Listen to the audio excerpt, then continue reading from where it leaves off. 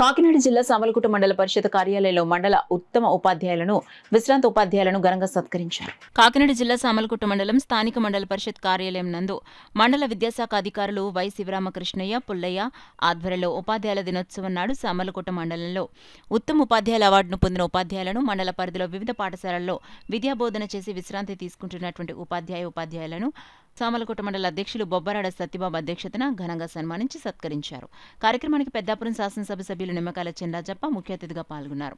ఈ సందర్భంగా రాజప్ప మాట్లాడుతూ ప్రభుత్వ పాఠశాలల్లోని ఉపాధ్యాయులు మనస్సాక్షిగా తమ వృత్తి ధర్మాలు నిర్వహించాలని, తద్వారా ప్రభుత్వ పాఠశాలలు ఖాళీ అవ్వకుండా విద్యార్థుల సంఖ్య పెరిగే అవకాశం ఉంటుందని, అలా మనస్సాక్షిగా వృత్తి ధర్మాలను నిర్వహించిన వారే నేడు ఉత్తమ ఉపాధ్యాయులుగా అవార్డు పొందడం జరుగుతుందని, ప్రభుత్వ పాఠశాలలో అన్ని వసతులు ఉన్న ప్రైవేట్ పాఠశాలపై విద్యార్థుల తల్లిదండ్రులు మక్కువ చూపుతున్నారని, ఈ విషయంపై ప్రతి ఉపాధ్యాయులు విద్యార్థుల తల్లిదండ్రులకు కౌన్సిలింగ్ చేయడం ద్వారా ప్రభుత్వ పాఠశాలలో విద్యార్థుల సంఖ్యను పెంచడం ప్రయత్నం చేయాలని అన్నారు.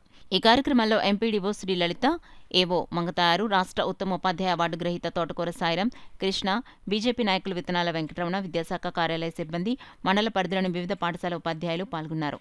అనంతరం శాసనసభ సభ్యులు రాజప్పకు, ఎంపీపీ సత్యబాబుకు, ఎంపీడీఓ శ్రీ లలితకు, విద్యాశాఖ అధికారులకు సన్మానం నిర్వహించారు.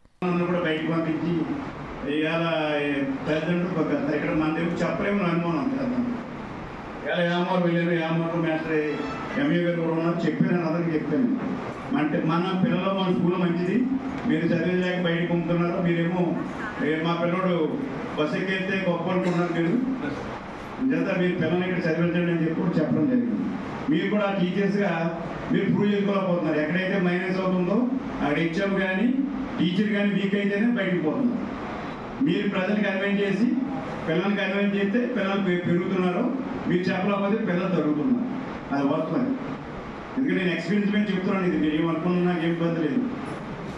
మీరు ఎవరైతే బెస్ట్ టీచర్గా తల్లిదండ్రులతో కోఆర్డినేషన్ తోటి ఉండి అక్కడ పెద్దలతో కోఆర్డినేషన్ తోటి మా పిల్లలు జాయిన్ చేయాలని ఖచ్చితంగా జాయిన్ చేస్తారు. మీరు నాకెందుకులే తల్లి పెట్టి కూర్చొని మేము చెప్పి పోతాం మా జీతం వస్తుందని చెప్పి మీరు ఉంటే పిల్లలు తగ్గిపోతాం. పిల్లలు తగ్గిపోతే స్కూల్ ఎత్తే వెళ్తాం. తగ్గిపోతే మళ్ళీ ఎమ్మెల్యే గారు స్కూల్ ఎత్తి చేయడు, ఆఫ్ చేయలేదని చెప్పి మళ్ళీ నా మీద పోతాం. ఇవాళ నేను ఇక్కడ మన పెద్దాపురం మండలంలో 4 విలేజ్ తిరిగాను.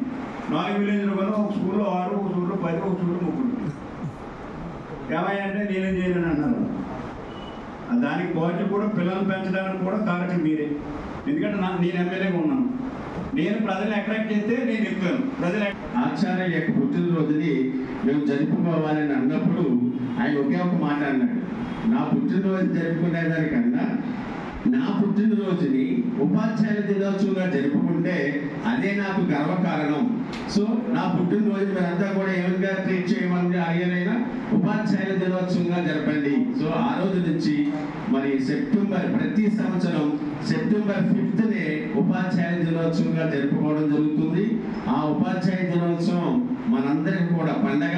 ఆ పండగలోనే మన ఉపాధ్యాయులు చేసినటువంటి సేవలకు గుర్తింపుగా ఉత్తమ ఉపాధ్యాయులుగా అవార్డులు కూడా గ్రహించడం జరుగుతుంది. అటువంటి గ్రహించినటువంటి ఉపాధ్యాయులందరికీ కూడా మరొకసారి శుభాభినందనలు తెలియజేస్తూ ఈ అవకాశం ఇచ్చినటువంటి పెద్దలందరికీ కూడా ధన్యవాదాలు. Thank you. 1 and all. Thank you sir.